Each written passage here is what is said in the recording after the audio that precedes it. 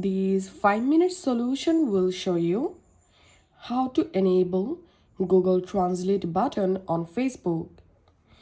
If you're an Android user, then follow these easy steps to enable Google Translate button for your Facebook. First of all, we will install Google Translate. So go to your Play Store and here search for Google Translate. All you have to need just install Google Translate on your phone and then open it.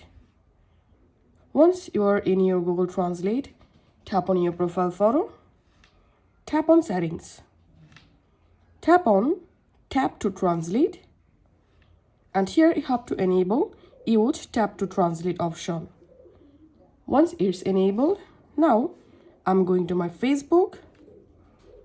And now if I tap on what's on your mind to add a new post or status, now here to use Google Translate, tap on this three dot and here you will get translate button. Tap on it. Now select your language here and here select the language you want to translate to. Now you can easily translate your text using this Google Translate button. Just tap on this translate button to translate your text. And that's it. This is how we can do it.